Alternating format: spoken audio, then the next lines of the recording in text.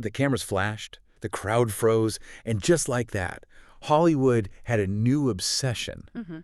But just imagine for a second that you are young, famously beautiful, the daughter of a cinema icon, yet you are completely paralyzed. Utterly. You have this core belief that if you show the world who you really are, two things are absolutely going to happen. Women will hate you. And men will hurt you. Yeah. So what do? What's the strategy? You hide. You hide. You spend a decade hiding in plain sight, using this like dorky awkwardness just to survive. Yeah. But when the cameras finally caught the real person under all that, Yeah.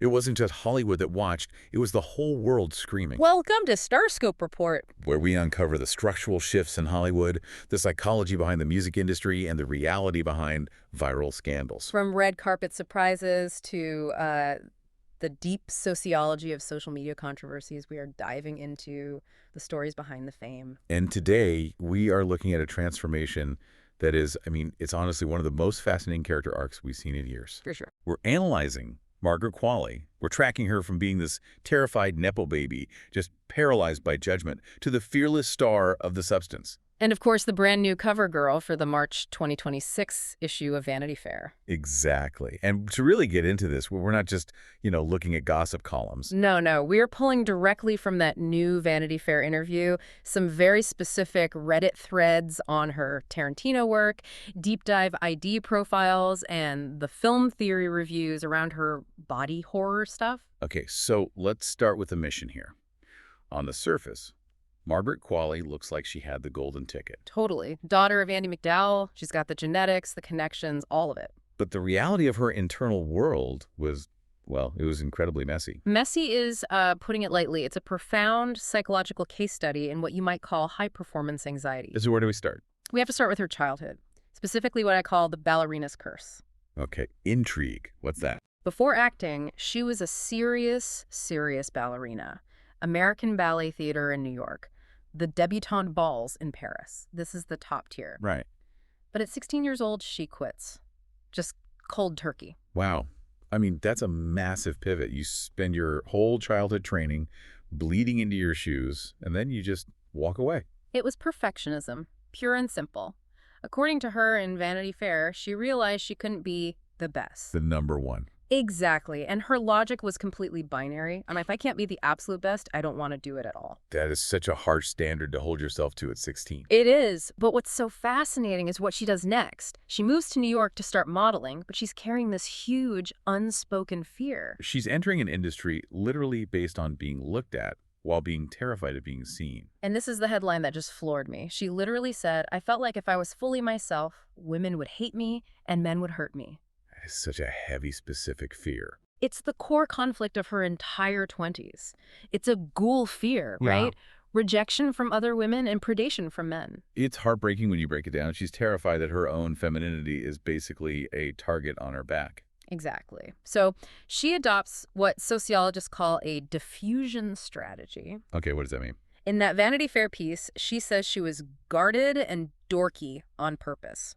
So it was a performance. She was performing harmlessness. She stripped away her confidence, her sexuality, just to feel safe. If she was the goofy girl, she couldn't be a threat. It's like a camouflage technique. If I'm awkward, you won't attack me. A survival mechanism. Precisely. And there's this really telling detail about her name that it highlights this whole identity thing. Oh, yeah. Her birth name is Sarah Margaret Qualley. But when she started modeling at 16, the agency made her drop Sarah. No way. Yeah. She says she regrets it now because Sarah felt like her Southern identity, the girl from North Carolina. She felt like she lost a piece of herself before she even started. So she's 16, she's lost her name, she's quit her dream career because of perfectionism, and now she's actively hiding her personality. A huge psychological burden to carry into Hollywood. And it dictated her early roles. You look at The Leftovers or The Nice Guys. She's playing these gritty, slightly off-kilter characters. She is actively avoiding being the ingenue or the femme fatale because she's scared of what that represents. She's keeping her armor on. But this is where the story gets so interesting. She was hiding to feel safe. But then she walks onto a set with Quentin Tarantino, and he asks her to do the one thing she was most self-conscious about. Mm, And it wasn't acting. not even close. It was all about physical exposure. Stick around, Yeah. because we're about to get into the moment that broke the internet, and it involves a very specific body part. And a lot of very strange Reddit theories. Exactly. But first, just consider this. You have achieved your dreams, but you are terrified that succeeding makes you a target. That was Margaret Qualley, Until 2019, Once Upon a Time in Hollywood. the Tarantino test. Yeah. She gets cast as Pussycat, a Manson family member. She's in a car with Brad Pitt. The pressure is on. And the script calls for her to put her bare feet on the dashboard. Now, you have to talk about the Tarantino of it all. If you know anything about his movies, or if you spend 5 minutes on the FamilyV subreddit, Well, you know that feet are a recurring visual motif. It's a signature. a signature the internet loves to talk about. Endlessly. But here's the conflict. Qualley was terrified, not of Brad Pitt, not of Tarantino. She was terrified of her feet. Because of the ballet. Yes. This is the nuance people miss. She told IndieWire and Paper Magazine she has dancer's feet. They aren't pretty. They're tools. So they're calloused, bruised. In her own words, mangled. She saw them as ugly. She was so insecure she begged Tarantino to let her keep her shoes on, or get this, she asked for a close-up of her elbows instead. A close-up of her elbows. That is such a desperate negotiation. You can just hear the panic. Needless to say, Tarantino insisted he wanted the feet, and that scene became iconic. Yeah, it did. But the reaction, especially on Reddit, was this collusion. The internet's obsession with Tarantino's foot fetish slammed right into her biggest physical insecurity. It's wild. She thought her feet were mangled and ugly. The internet fetishized them. Millions of people were looking at the one thing she wanted to hide. It was basically accidental exposure therapy. She was forced to show the quote-unquote ugly part of herself. And instead of being hated, she became a breakout star. It broke the seal on her fear of being seen. Totally. It forced her to realize the world wouldn't end if she wasn't perfect. But surviving the whole feet discourse was just the warm-up. She was about to take physical discomfort to a whole other level. Oh, absolutely. The feet were just a meme. What came next was a manifesto. Coming up, how do you top a Tarantino scandal? You hire a special effects team to rip your body apart. We're talking about the body horror phenomenon that changed everything. And that's not even the wildest part.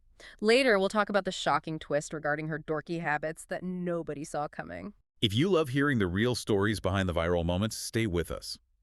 But first, let's talk about The Substance. The movie that literally made people sick in theaters. I mean it. We're talking about the 2024 film The Substance. If you haven't seen it, brace yourself. It's jabbing, slurping, pummeling, visceral body horror. And Qualley plays Sue. She is the younger, perfect version of a character played by Demi Moore. The casting alone is so meta. Incredibly meta. And Sue is hypersexualized. She is the embodiment of the male gaze aerobics, spandex, perfect skin. So for Qualley, this was the ultimate confrontation. Yes, remember her fear, men will hurt me. So she spent years hiding her femininity.